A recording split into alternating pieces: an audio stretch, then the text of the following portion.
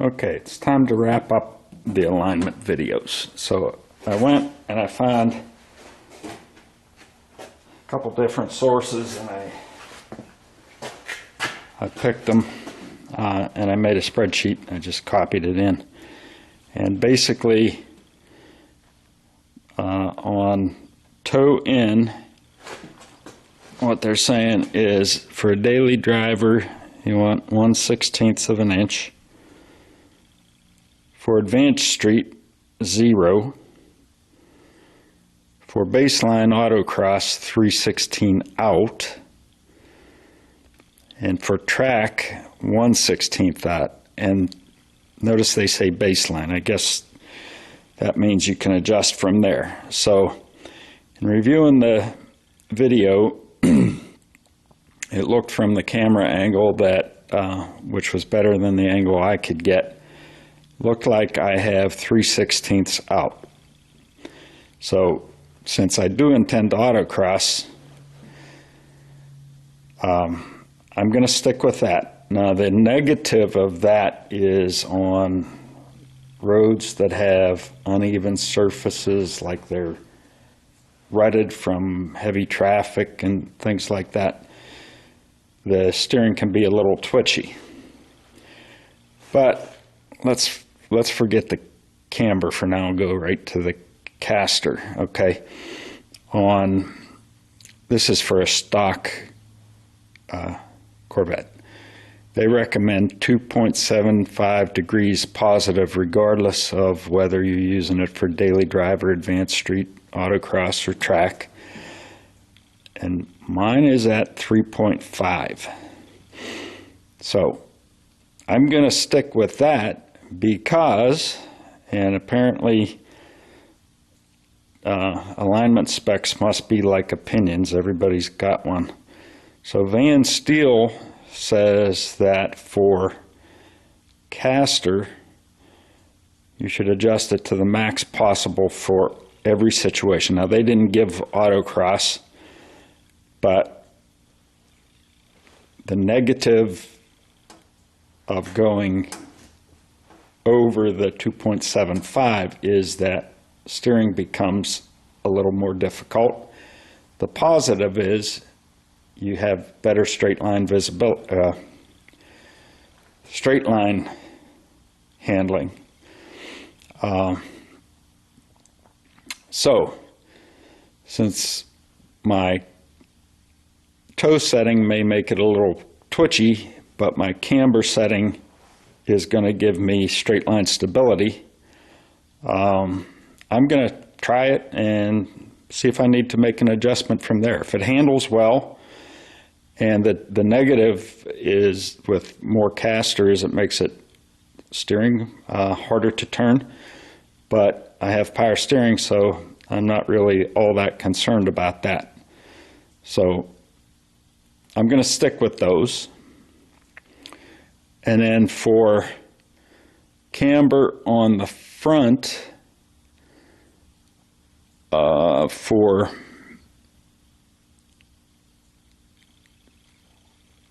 daily driver, they have 0 degrees. Advanced street is 0.25 or 0.25 degrees negative. Autocross baseline is 1.5 to 2 negative. Now mine's only at 1.4, so that puts me a little bit closer to advanced street, but not very much. And track baseline is 1 to 2 degrees negative, so my 1.4 is in that range. So I'm going to stick with that.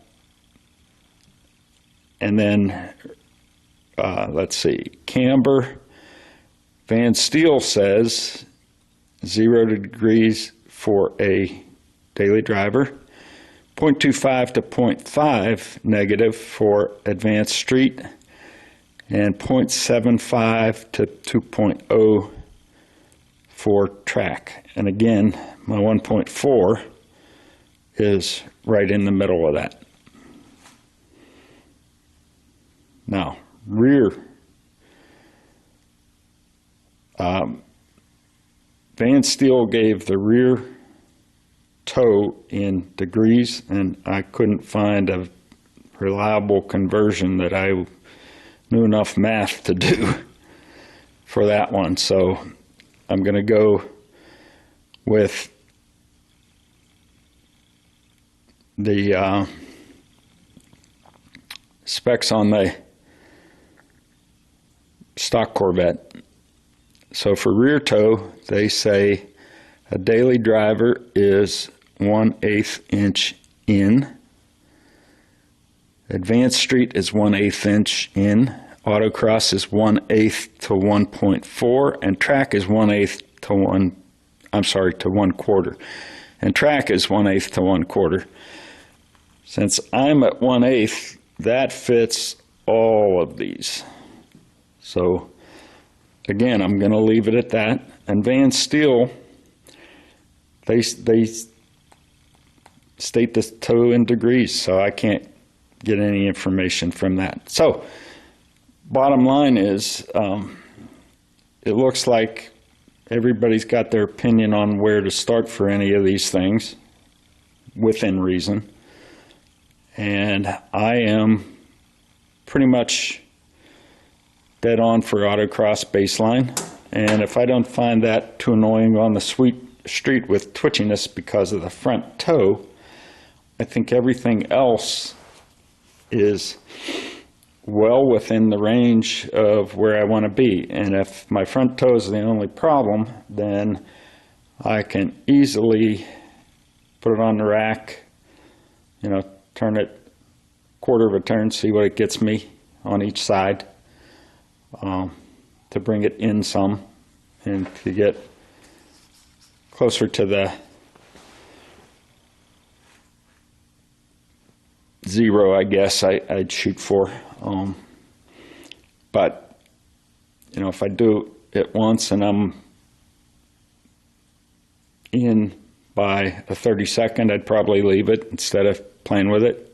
And maybe even if I ended up being maybe a 16th out, that would put me in the track baseline. And if that improves the handling to where I'm satisfied on the road, that's where it'll stay. So the only thing left to do on the alignment is to tighten up that passenger side tie rod that I was using to adjust it. And it turned out, luckily, that that was the only one that needed adjustment. So I am going to grab myself a couple 1/2-inch wrenches and go tighten that up. Okay, a couple things going on here. I'm leaving that wrench on there, that pipe wrench that I used to adjust it. And the reason I left it hanging that way is so that I'd have a reminder that if I put it with the open jaws towards the rear of the car and turn it, and that's, pipe wrenches only grip one way. So if the open end of the jaws is toward the rear of the car and you turn it, you are decreasing toe. I'm sorry, you're increasing toe. I said decreasing because I was at 3/16 and I would want to go lower. So depending on whether you're out or in, that's whether you're decreasing or increasing. So the only other thing, I keep bumping my head, is that you have to pay attention to is on these clamps that clamp the thing in place. The slit on the clamp cannot line up. There's a slit on the tie rod itself, and that, you probably can't see it, but it's right here. So this slit cannot line up with that. You've got to have them offset. And then you tighten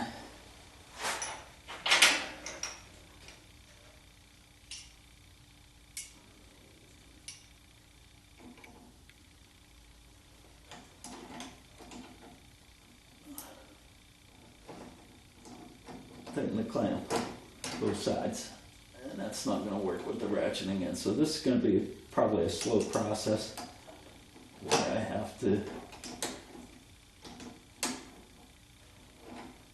actually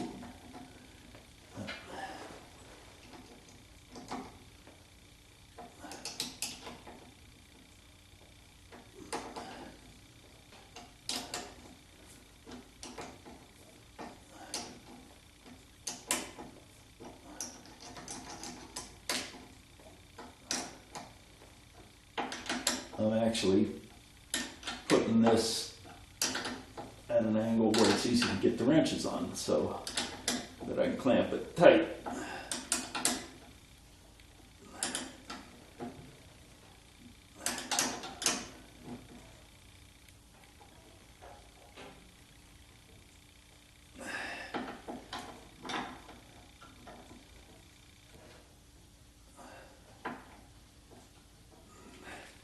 That's just the ball joints on the tie rod ends turning.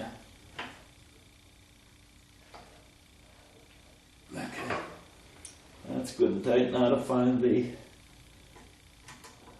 slit in the tie rod on this side, which I'm sure you can't see because the idler arm connection is in the way. Okay. As I'm facing this, the slit is at about 1 o'clock, so if I put this clamp vertical here,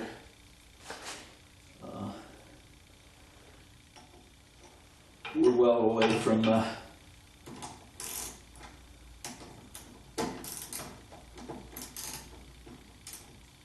slit.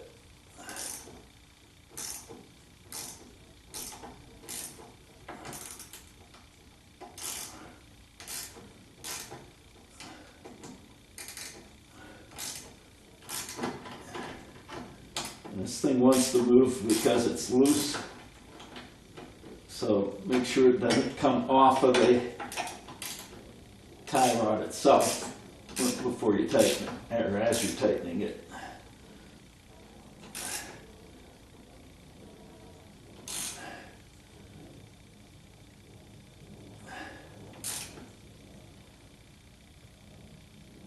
Okay. Alignment is done, at least for now.